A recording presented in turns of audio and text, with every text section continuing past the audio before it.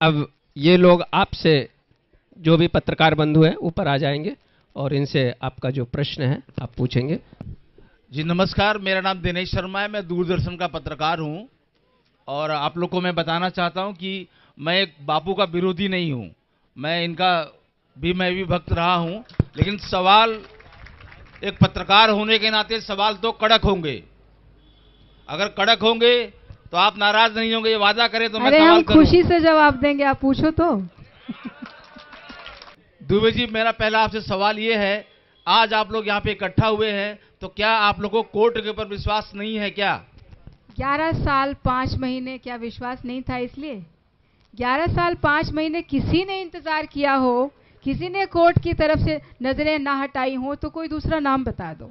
हमने 11 साल 5 महीने शांति से इंतजार किया।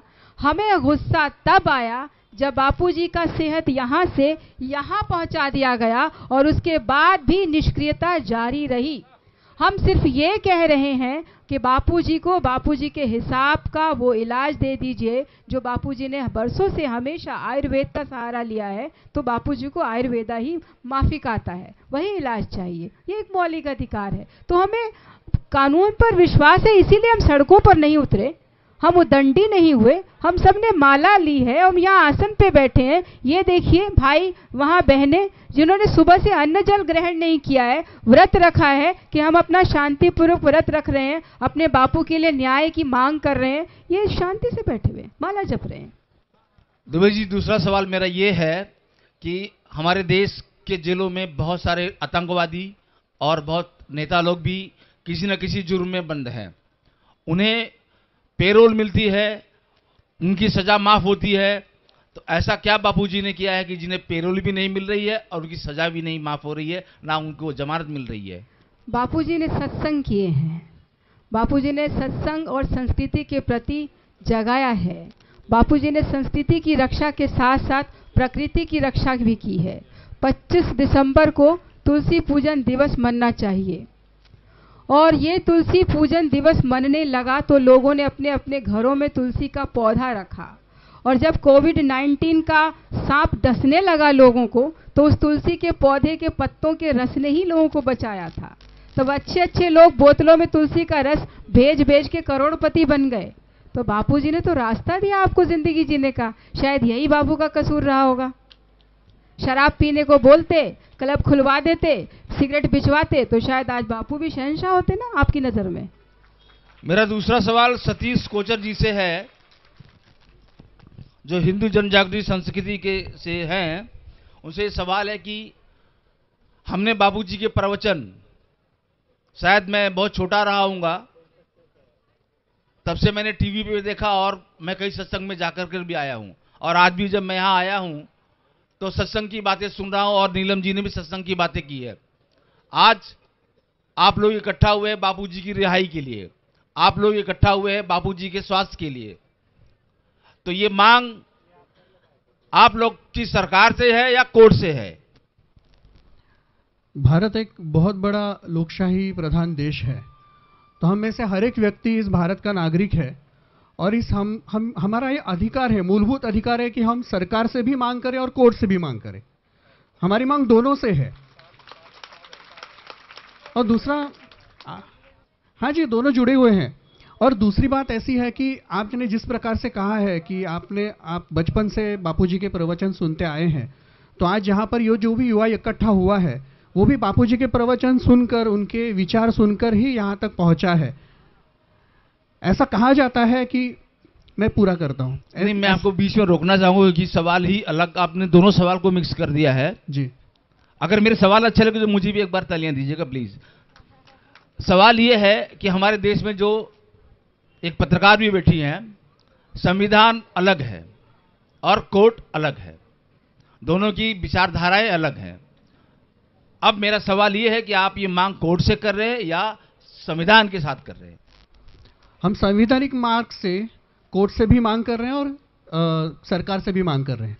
ये मेरी कहना यह है कि देखिए, पहली बात तो यह है कि जिस प्रकार से हमने सुबह से विषय देखा है, तो अगर न्याय है तो सभी के लिए समान होना चाहिए। आज अगर कोई राजनेता है, जैसे लालू प्रसाद यादव है, चारा घोटाले के आरोपी है, आज अगर उनको किडनी ट्रांसप्लांट करने के लिए घर पे भेजा है, ट्रांसप्लांट हो गई, बहुत अच्छी तरह से घूम फिर रहे हैं, मगर फिर भी आज तक जेल में नहीं भेजा गया। मगर जब बापूजी का विषय आता है तो आयुर्वेदिक उपचार जो लेना है वो हमारा उनका भी मूलभूत अधिकार है। वो भी इस देश के नागरिक है, संत तो है ही परंतु देश के नागरिक है। आज अगर इस देश में आयुष मंत्रालय है जो आयुर्वेद को एक प्रमाणित करता है, तो क्या आयुष मंत्रालय बंद कर देना चाहिए? आप किस प्रकार से कैसे मांग कर सकते हैं कि आप एलोपैथी, आप एम्स में ही जाओ? अगर बापूजी का कहना है, उनकी विनती है कि मुझे आयुर्वेदिक उपचार लेना है, तो उनकी विनती, उनकी मांग को स्वीकार करना ये कोर्ट की भी जिम्मेदारी है और सरकार की भी जिम्मेदारी है। मैं आपको फिर से रोकना चाहूंगा। आप सब लोग सुन रहे हैं, शायद ये सुना भी होगा, क्योंकि मेरे सवाल का जवाब नहीं मिल पा रहा है। फिर से पूछो। कोर्ट से है कि सत्ता से है? क्योंकि एक बात बताओ, आप मैडम जी, सत्ता और कोर्ट को अलग कैसे गिन सकते हो? मैं उदाहरण दूं, सब ये दोनों एक हैं। एक मिनट। बाबूजी कहा करते थे, मैंने कहीं सुना है कि दो नाव पे पैर नहीं रखना चाहिए। सुना है आप लोगों ने भी कि नहीं? तो आप लोगों ने अब ये तक क्लियर नहीं किया कि आप कोर्ट से मांग कर रहे हैं या सरकार से मांग कर रहे हैं। एक बात बताओ, जब बात जुडिशियल हो तो क्या सरकार मान लेगी? और जब सरकार बदलती है तो कोर्ट मान लेगी?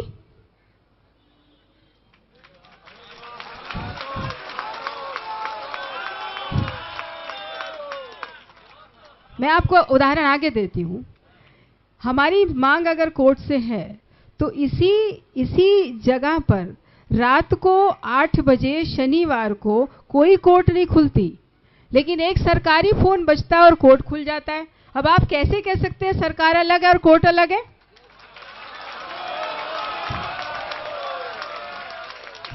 आपने बिल्कुल सही कहा कि ये आपके कहना है कि सरकार अलग। मैं प्रूफ के साथ बात कर रही हूँ, बिना प्रूफ तो मैंने बात ही नहीं करी। शायद आपने भाई साहब, मैंने भी 14 साल क्राइम रिपोर्टिंग की है। नहीं मैडम, आपने क्राइम रिपोर्टिंग की है, सही है, मैं आर्गुमेंट नहीं करूंगा, मेरे शब्दों को वापस लेता हूं मैं। नहीं, आप अच्छा सवाल पूछ रहे हो, लेकिन समस्या क्या है, आप गलत लोगों को रिप्रेजेंट करोगे तो फंस जाओगे। आप ये सवाल हमारी तरफ से पूछो तो जीत जाओगे। जरूर मैं आपसे इस सवाल के बारे में मैं नहीं, मेरे साथ साथ यहाँ पे जितने भी बापू के साधक हैं, भक्त हैं, सबके मन में एक उत्कंठा है, जानने की इच्छा है। मैं उनकी तरफ से आपसे सवाल कर रहा हूं कि आप तो एक पत्रकार भी हैं, आपको पता है कि जुडिशरी अलग है, सरकार का क्षेत्र अलग है, और एक पत्रकार का जो स्तंभ है वो अलग है। तो जब हमारे क्षेत्र अलग अलग है और हमारे काम करने के तरीके अलग अलग है, तो आज बापूजी अगर जेल में बंद हैं, जिनके ऊपर धाराएं लगी हुई है, तो हम इसकी मांग सरकार से करें। अगर सरकार नहीं सुनती है तो सरकार को क्या पनिशमेंट बापू के वक्त देना चाहेंगे, इसके बारे में जरा आप क्लियर करें। देखिए, हम कोई जज नहीं है जो पनिशमेंट देंगे, और ना ही कोई पुलिस वाले हैं कि डंडा बरसाएंगे। हम बापूजी के शिष्य हैं, साधक हैं। एक माँ को अगर चोट लग जाती है तो माँ बार बार ये कहते हैं कि बेटा मैं ठीक हो जाऊंगी, मैं ठीक हो जाऊंगी, लेकिन बेटा क्या करता है, पड़ोस की आंटी को भी बुला लेता है, नानी को भी फोन कर देता है, मौसी को भी फोन कर देता है, पिताजी को भी फोन कर देता है, और जो नौकरी छोड़ के चला गया उसको भी बोल देता है, रामू काका मम्मी को चोट लग गई है, तो वो सबको बोल देता है, शायद कोई आके मलहम लगा दे। तो हम उसी हाल पे बैठे हैं, हम सबको बोल रहे हैं, चाहे तो कोर्ट सुन ले,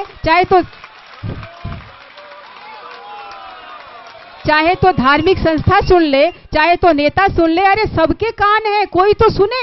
सब कान बंद करके बैठेंगे तो कैसे काम चलेगा? और जब सब कान बंद कर लेंगे तो फिर हम बहुत कुछ करेंगे, हम यही चुप नहीं होंगे।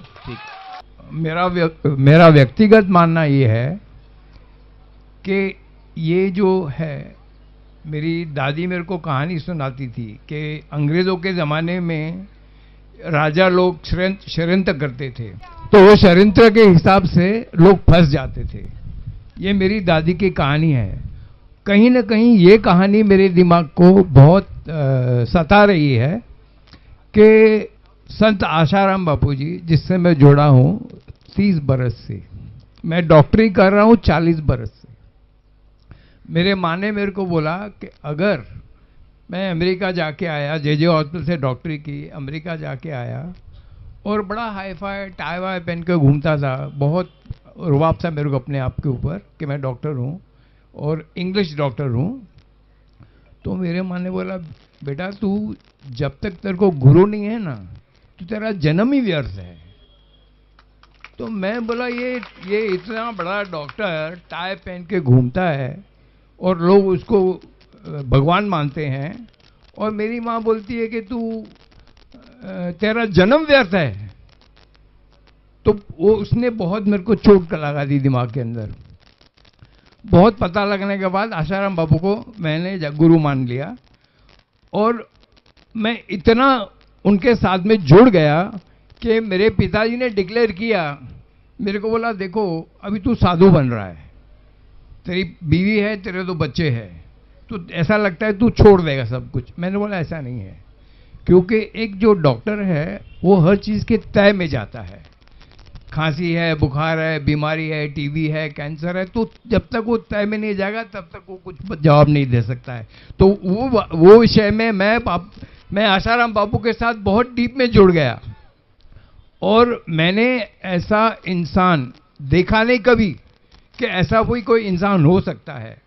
तो अभी वो मानते हुए कि ये जो आरोप है वो गलत है, तो अभी क्या है, मेरा पिताजी वकील था, ओके, मेरा एक लड़का वकील है, तो वो बोलते हैं देखो कोर्ट क्या मानती है, एविडेंस मानती है। तो इतने सब थप्पियां बनाई है तो वो एविडेंस के बनाई है।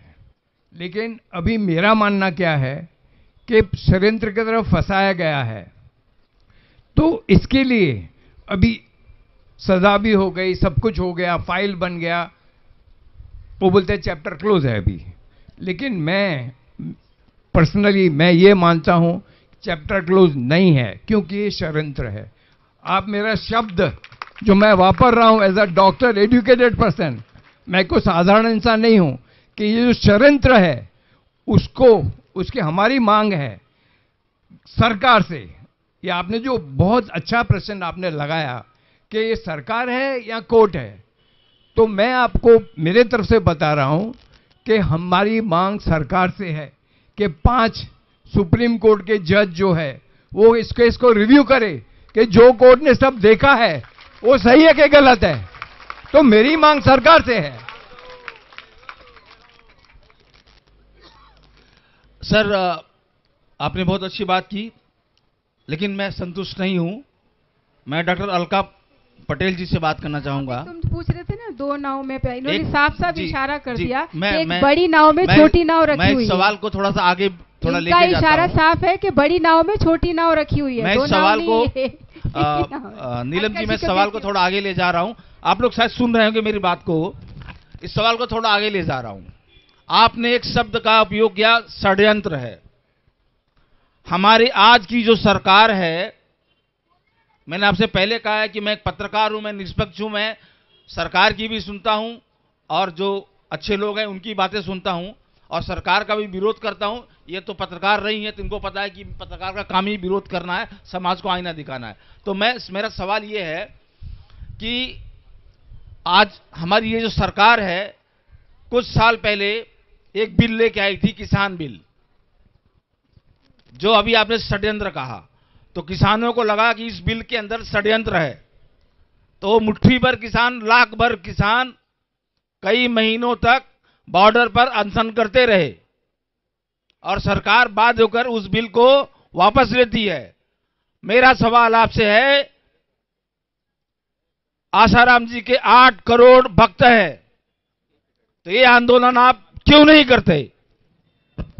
बापूजी का पहले ही दिन हम लोग को संदेश था कि जो लोग कानून तोड़ेंगे वो मेरे शिष्य नहीं होंगे, और हम अपने गुरु को नाराज किए बिना अपनी मांग रख रहे हैं।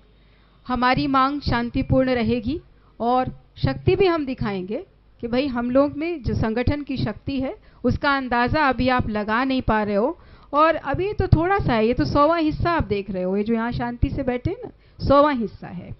हम अगर 10% भी आ गए ना तो ये महकमा हिल जाएगा। तो हम ये कोशिश नहीं करना चाहते। हमारे बापूजी का संदेश हम हमेशा साथ में रखते हैं और संदेश ये है कि मेरा कोई भी शिष्य कानून नहीं तोड़ेगा।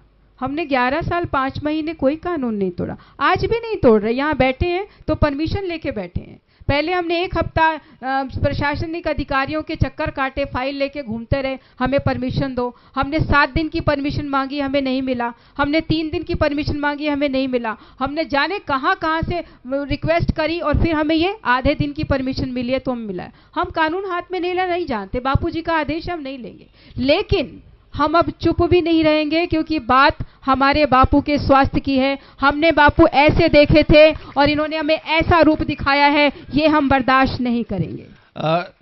डॉक्टर अल्पा पटेल जी, जरा मेरा सवाल है। अभी इन्होंने कहा कि हम कानून नहीं तोड़ेंगे और जो कानून तोड़ेगा वो हमारा भक्त नहीं है, आशा बापू राम जी ने कहा ऐसा। हाँ जी। मेरा सवाल ये है, इन्होंने बार बार उंगलियां 2 तरफ दिखाई है, एक इस तरफ कि ऐसे बापू आसाराम जी थे और एक इस तरफ। सवाल मेरा ये है, हिंदी में कहते थे, किसी ने लिखा है, का वर्षा जब कृषि सुखानी। इसका मतलब है कि अगर फसल सूख जाए तो बरसात होके क्या फायदा।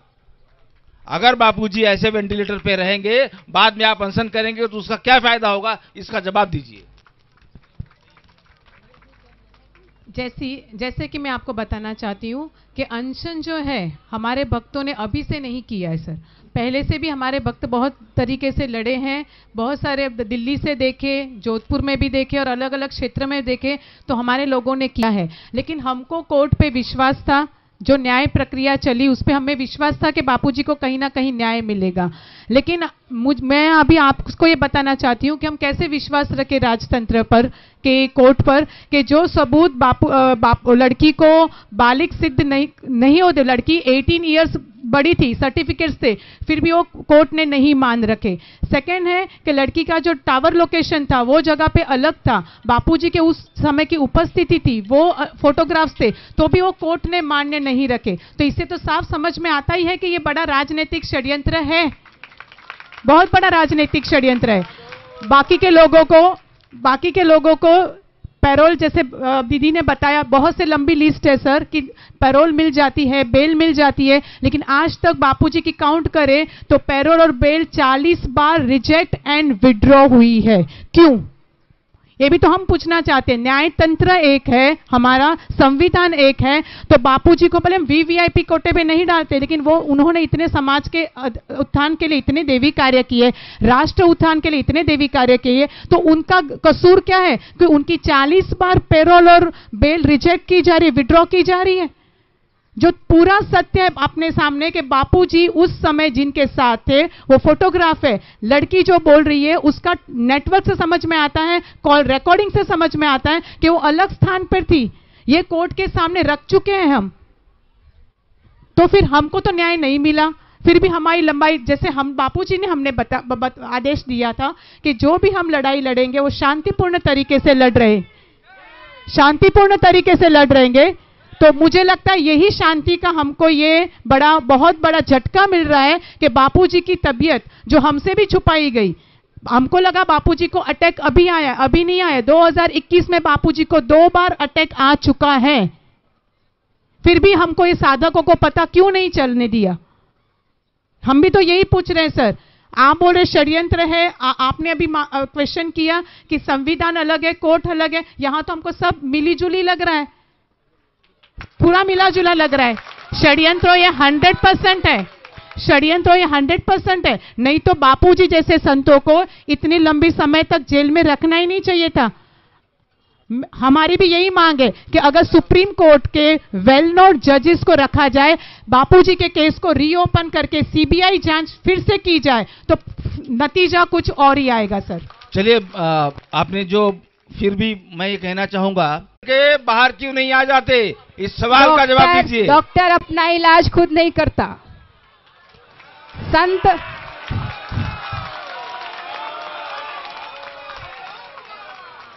बापू ब्रह्मज्ञानी संत हैं, इस ब्रह्मांड के मालिक हैं, लेकिन अपना काम खुद नहीं करेंगे। अगर बापूजी की जगह कोई शिष्य होता तो बापू विदिन अ सेकंड करके दिखा देते। बापू जब जेल में गए तो जेल में बापू के लिए स्पेस कम पड़ रहा था और बापू जी को प्राणायाम करना होता है, सुबह सुबह बापू की दिनचर्या का हिस्सा है। बापू जी बाहर बैठ के प्राणायाम करते हो। अब वो सेल एक टाइम पे बंद होती है, एक टाइम पे खुलती है, सबके लिए, बापू के लिए भी रूल है। तो थोड़ा सा आगे बापू टहलने जा रहे थे तो वहाँ सिक्योरिटीज़ ने बोला कि बाबा आगे मत जाइएगा, आगे 3-6 आतंकवादियों को बंद किया हुआ है, वो कहीं आपको धक्का वक्का दे देंगे तो आपके शिष्यों को दुख होगा। तो बापू बोले उसमें भी तो ब्रह्म है, हम तो जाएंगे। उन्होंने कहा कि बाबा वो हम भी नहीं जाते वहाँ पर, वो आतंकवादी हैं, आप मत जाइए। फिर भी बापू टहलते हैं ना तो जगह ढूंढ लेते हैं, इतनी भीड़ में भी बापू स्पेस ढूंढ के टहलने गए। उनका एक अलग से बड़ा सा सेल था जिसमें वो 6 को बंद किया हुआ, अफगानिस्तान के थे वो। बापू जैसे आगे निकले तो उनमें से 2 लोग आगे आए और बापू जी के सामने प्रणाम किया और बोले बाबा हमारे देश में हमारे परिवार को भी नहीं पता कि हम यहाँ बंद हैं और आतंकवादी बना के बंद कर दिए गए। हम आतंकवादी नहीं है, हमने कोई गलती नहीं करी, हमें फंसा दिया गया है। तो बापू बोले कि अगर तुम्हें गलत फंसाया तो मैं तुम्हें निकाल दूंगा। इतना बोले और बापूजी ने उन्हें एक मंत्र दिया। तो बोले कि हम मोहम्मदन हैं, हम ओम नहीं जपेंगे। तो बापू बोले कि तू जप मत, तू अंदर में सांस के साथ जोड़ ले बस, और कुछ मत कर, तेरी सांस आएगी जाएगी तो अपने आप जाप चालू रहेगा। तो बोले ठीक है। ऐसा बोल के वो अंदर गए और बापू बाहर आए तो जेल अधीक्षक ने पूछा कि वो क्या बातें कर रहे थे। जेल अधीक्षक को राइट है पूछने का, क्योंकि 2 मिनट बापू को वहाँ लग गए थे। तो बापूजी ने बताया उन्होंने ऐसा बोला और मैंने ऐसा बोला। भाई आंसर तो लंबा है, सुनना पड़ेगा। तो उन्होंने बोला ऐसा, बापूजी ने बोला कि भाई मैं ऐसे ऐसे बोल के आया हूँ। जेल अधीक्षक बोला कि बाबा हमें भी इतना टाइम हो गया इस नौकरी को करते हुए, संभव ही नहीं है कि ये 6 छूट जाए। तो बापू बोले अगर ऐसा है तो मैं छुटाऊंगा इन्हें। बापू बोले, वो बोले कि बाबा कोई कानून नहीं बना इनको छोड़ने के लिए, इन पे धारा ही ऐसी लगी है कि छूट ही नहीं सकते। बापूजी बोले तू देखता जा। 15 दिन के अंदर जाने क्या हुआ, उन्होंने जपा या नहीं जपा वो जाने। 15 दिन में होम मिनिस्ट्री से फाइल गई, फटाफट उनकी फाइल खंगाली गई। रातों रात उनको तिहाड़ जेल ले जाया गया। तिहाड़ जेल में वो 2 रात रहे और फिर उनको उनके देश छोड़ दिया गया। ये बात किसी पत्रकार को नहीं पता है, जबकि पता होनी चाहिए। फिर जब वो निकल के जाने लगे ना तो क्या बोल के गए सुनो। हेलो, बोले बाबा इतना बड़ा चमत्कार हमारे जीवन में होगा हमें सोचा नहीं था। जब आप छूटोगे ना तो वो जश्न जैसा हम मनाएंगे ना, दुनिया में किसी का नहीं मना होगा। ये चमत्कार नंबर 1 है। कहो तो 2-3 लाख और सुना दूं? नहीं मैम, बहुत बहुत धन्यवाद। मेरा सवाल अभी संदीप मिश्रा जी से है। संदीप जी, मेरा सवाल अभी आपने सुना, दुबे जी कह रही थी कि बाबूजी ने चमत्कार दिखाया और वो 6 आतंकवादी छूट के चले गए। और सवाल आपसे मेरा ये है कि जिस तरह से युवा है, आज की जो युवा पीढ़ी है, 11 साल और 11-12 साल हो गए, बापू के भक्तों में कुछ कमी आई होगी, ये तो मुझे पता नहीं है, हमने सर्वे भी नहीं किया है। क्या युवा को लेकर के अब आप लोगों की रणनीति क्या है और बापूजी की क्या रणनीति रही है, क्या वो फॉलो हो रहा है या नहीं हो रहा है? हरिओम। मैं 2 मिनट लूंगा और पॉइंट वाइज आपके सवाल का जवाब दे रहा हूं। पहला सवाल आपने किया था कि आप किससे मांग कर रहे हैं। हम सवाल का जवाब जल्दी दे रहा हूं मैं आपको। हमारी मांग सरकार से है, न्यायालय से है। और तीसरी, आपने तीखा सवाल करने का बोला था, मैं तीखा सवाल करूंगा, मैं तीखा जवाब दे रहा हूं। क्योंकि बापूजी को अंदर करने का अगर सबसे ज्यादा जवाबदार कोई है तो वो है मीडिया।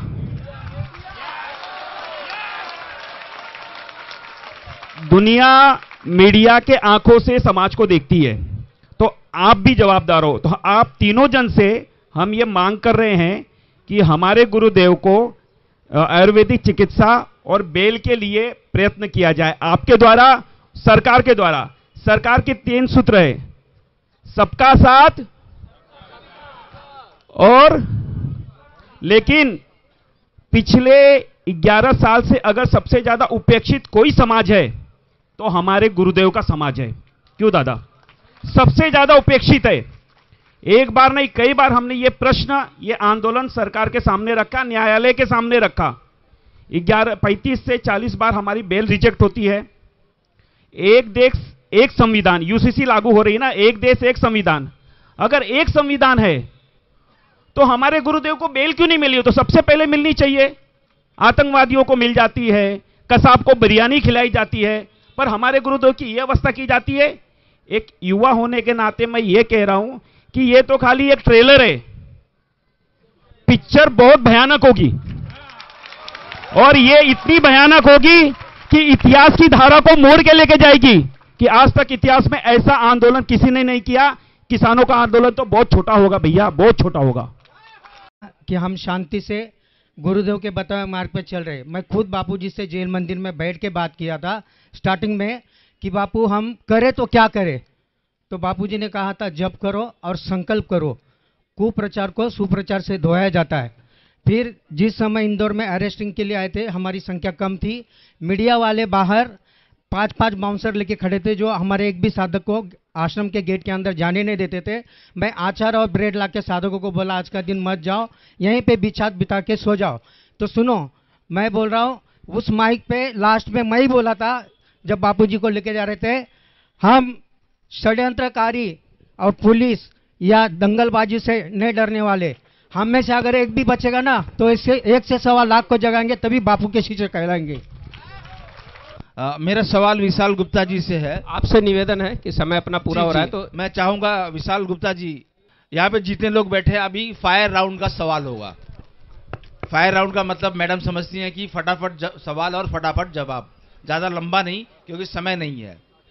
तो आपसे मेरा पहला सवाल ये है, अब आप आज का ये यहाँ पे आपने एक जनसभा की, सरकार को ज्ञापन दिया, अगर सरकार आपके ज्ञापन को मानती है, अगर मानती है या नहीं मानती है, तो आगे आप क्या करेंगे? सरकार यदि हमारी बात मान लेती है तो बात ही खत्म है, परंतु अगर नहीं मानती है तो ये आंदोलन विश्वव्यापी होगा। सबसे पहले तो आपको भी एक शुभ और खुश खबर सुनाते हैं कि जो यहाँ पे महाराष्ट्र गृह मंत्रालय में गृह सचिव जो थे, वो बहुत ही अच्छा रिस्पांस दिया, अपनी पूरी बात सुनी। मुख्य सचिव 20 मिनट तक पूरी बात सुनी और उन्होंने तत्काल बोले आज महाराष्ट्र के लोग इतनी संख्या में यहाँ पे मांग कर रहे हैं, तो मैं ये तुरंत सेंट्रल गृह मंत्रालय को सेंटर में ये लिखता हूं कि इनको जल्द से जल्द इनको संज्ञान लिया जाए। और एक पत्र उन्होंने और लिखा कि मैं ये जोधपुर सुप्रिंटेंडेंट जेलर को भी, वहां पे भी मैं लिख रहा हूं कि बापूजी को कोई तकलीफ नहीं हो।